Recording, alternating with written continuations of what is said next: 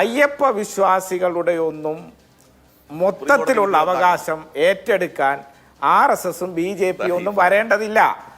കേരളത്തിലെ അയ്യപ്പ വിശ്വാസികളിൽ മഹാഭൂരിപക്ഷവും അവരെല്ലാം മതേതര ചിന്തയുള്ളവരും എല്ലാവരുമാണ്, വർഗീയ ചിന്തയുള്ളവരല്ല.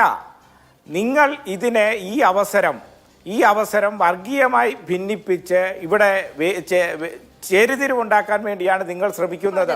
കെ ജനീഷ് കുമാർ, അദ്ദേഹം നേരത്തെ പറഞ്ഞു മതേതരമായ ഒരു സർക്കാരിന് വിശ്വാസവുമായി ബന്ധപ്പെട്ട കാര്യങ്ങളിൽ ഇടപെടുന്നതുമായി ബന്ധപ്പെട്ട പരിമിതികളില്ലേ എന്നുള്ളത്. ഈ അഭിപ്രായ വ്യത്യാസങ്ങൾ നിലനിൽക്കുമ്പോൾ സർക്കാരിന്റെ ഇനിഷ്യേറ്റീവിന് ആത്മാർത്ഥതയില്ല എന്നുള്ളതാണ് വിമർശനം.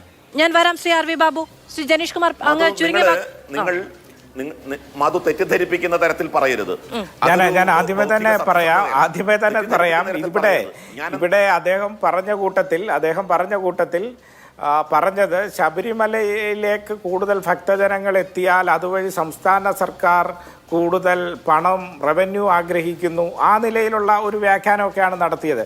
ഓരോ തീർത്ഥാടന കാലം കഴിയുമ്പോഴും സംസ്ഥാന സർക്കാർ എത്ര കോടി രൂപയാണ് തീർത്ഥാടനം സുഗമമാക്കാൻ ചെലവഴിക്കുന്നത്? അത് സംസ്ഥാന സർക്കാരിൻ്റെ ഉത്തരവാദിത്തമാണ്, സംസ്ഥാന സർക്കാരിൻ്റെ ബാധ്യതയാണ്. അതാണ് അവിടെ നിർവഹിക്കപ്പെടുന്നത്. അതിനെ തെറ്റായി വ്യാഖ്യാനിച്ചുകൊണ്ട് ശരിയല്ല. അതോടൊപ്പം തന്നെ ഇവർ ചോദിക്കുകയാണ് അഫിഡവിറ്റ്, ഏത് അഫിഡവിറ്റിന്റെ കാര്യമാണ്? ഇനി യുവതീ പ്രവേശനത്തിന്റെ കാര്യമാണെങ്കിൽ ഇന്ത്യൻ പാർലമെന്റിൽ ഭൂരിപക്ഷം നിങ്ങളല്ലേ, BJP അല്ലേ? ആ സുപ്രീം കോടതിയുടെ വിധി നിങ്ങൾക്ക് അങ്ങ് റദ്ദ് ചെയ്തുകൂടെ? പാർലമെന്റിൽ നിയമം പാസാക്കിയാൽ കൂടെ? അയ്യപ്പ വിശ്വാസികളുടെ ഒന്നും മൊത്തത്തിലുള്ള അവകാശം ഏറ്റെടുക്കാൻ RSSും BJP ഒന്നും വരേണ്ടതില്ല. കേരളത്തിലെ അയ്യപ്പ വിശ്വാസികളിൽ മഹാഭൂരിപക്ഷവും അവരെല്ലാം മതേതര ചിന്തയുള്ളവരും എല്ലാവരുമാണ്, വർഗീയ ചിന്തയുള്ളവരല്ല.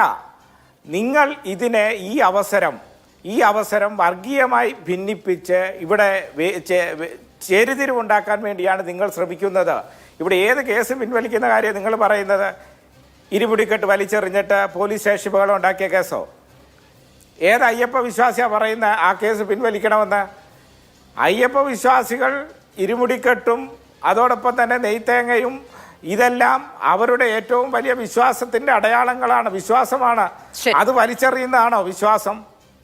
അത് പറഞ്ഞുകൊണ്ടാണ് നിങ്ങൾ വിശ്വാസികൾക്ക് ഒപ്പം നിൽക്കുന്നതെന്ന് അതൊക്കെ കേരളത്തിലെ ജനങ്ങൾക്കറിയാം. നിങ്ങൾ സംഘർഷത്തെ സുവർണ അവസരമാക്കുവാൻ ശ്രമിച്ചവരാണ്.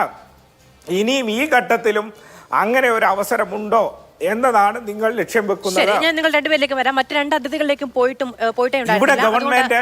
രണ്ടുപേരിലേക്കും വരാം.